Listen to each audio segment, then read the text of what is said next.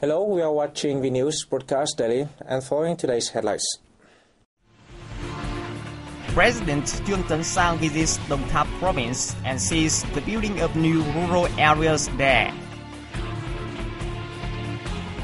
Cruise ship Superstar Gemini carrying 1,400 foreign tourists docks at Da Nang City in the Lunar New Year. Asian family houses on Luzon Island are in need of restoration.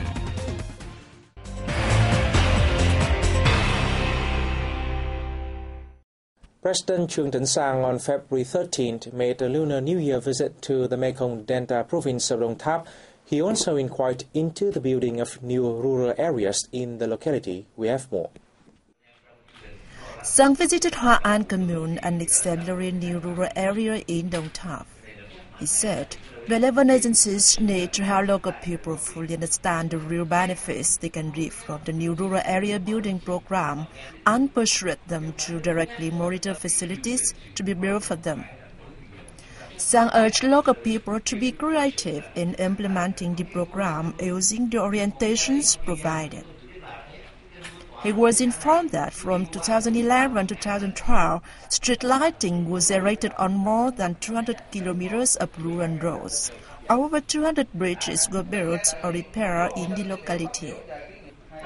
All communes in Đồng Tháp have health clinics run by doctors, and 87% of households have access to clean drinking water. On the day, President Sang paid tribute to Nguyễn Sinh Sắc, the father of the late President Ho Chi Minh, at his tomb. He presented their gifts to 10 farmers in Hoa An commune who excel in the new rural area building program. Vietnam is extremely concerned over the nuclear test conducted by the Democratic People's Republic of Korea on February 12, 2013. Foreign Ministry's spokesman Leung Thanh-Nghị said on February 12 that the act breaches related resolutions of the United Nations Security Council, complicates situation in the region, and threatens peace and stability there.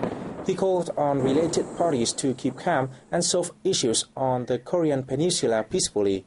He said Vietnam's consistent policy is to back comprehensive nuclear test ban, non-proliferation of nuclear weapons, and total disarmament of these weapons. Moving to other news, Superstar Gemini, a cruise ship carrying 1,400 foreign tourists, docked at Dien Sa Port, Da Nang City on February 12. It was the first ship to visit the city in the Lunar New Year. The city's Department of Culture, Sports and Tourism organized a ceremony to welcome the first tourists ashore. Dien Sa Port expects to receive 5 other cruise ships with 6,500 tourists from the US, Britain, Canada, Australia and China during that, a year-on-year increase of 17.2%. It plans to welcome 47 cruise ships during the first quarter of the year. The municipal department said Da Nang hopes to receive 47,300 foreign tourists during that, up 20.4% from the same period last year.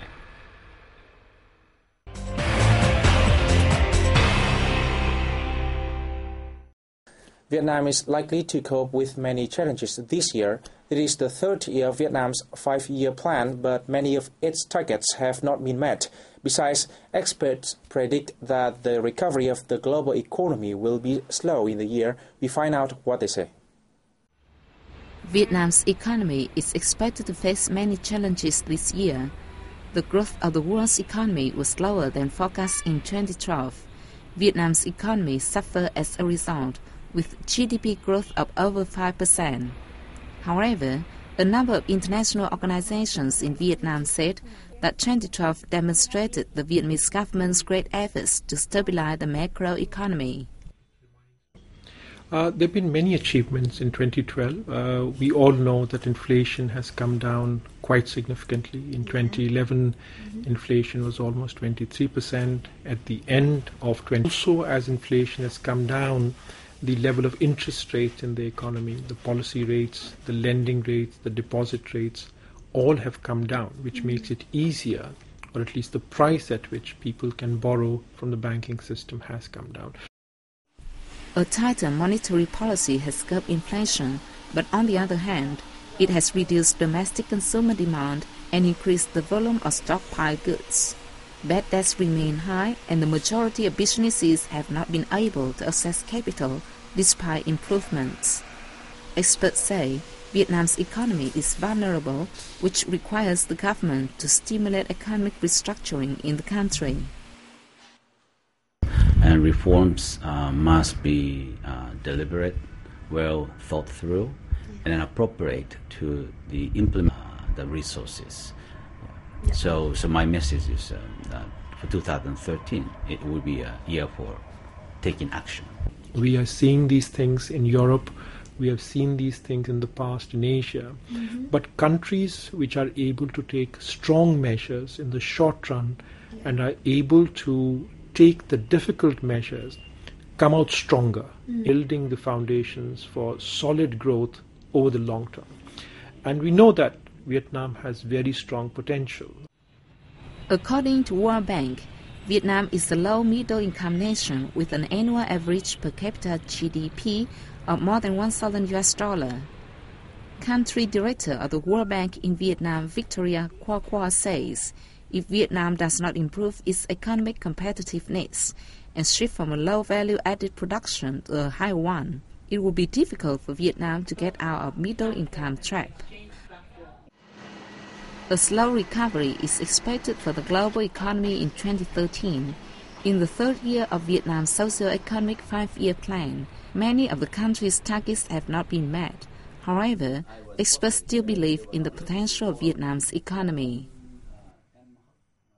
In 2012, actually, government has done a great job, particularly in restoring macroeconomic stability and then curbing down the inflation for much longer sustainable growth rather than taking some short-term measures to lift up the economy.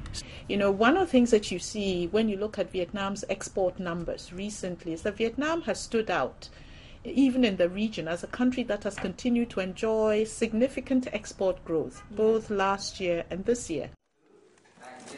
The Vietnamese government welcomed the opinions of representatives from many international organizations in the country at the consultative group meeting for Vietnam late last year. The government has also shown its determination to stabilize the national economy, reducing inflation and increasing the economic growth rate. Coupled with economic restructuring and a new production model, it has laid a firm foundation for development in the coming years.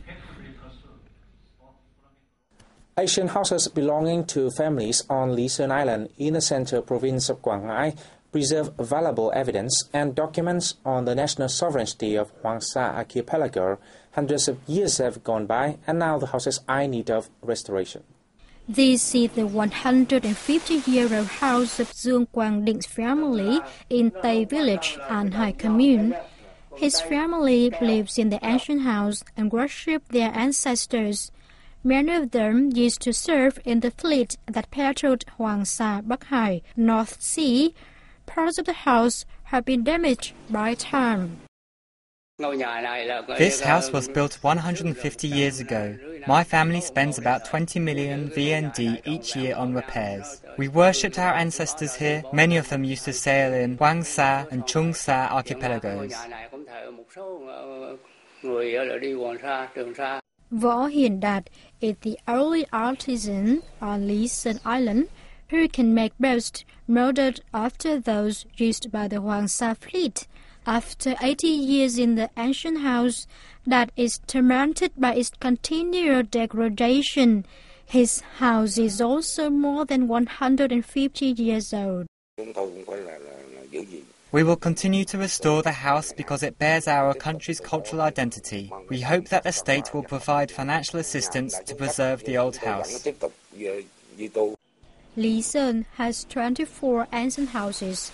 Each is a miniature museum of evidence and documents that affirm Vietnam's sovereignty over Hoàng Sa archipelago. These documents have been preserved by Lý Sơn Island families for hundreds of years. To preserve these ancient houses, the Lisan District People's Committee has proposed measures to the Provincial Department of Culture, Sports and Tourism to restore them and encourage the owners to keep their architecture intact. The ancient houses on Lisan Island have been degraded by time.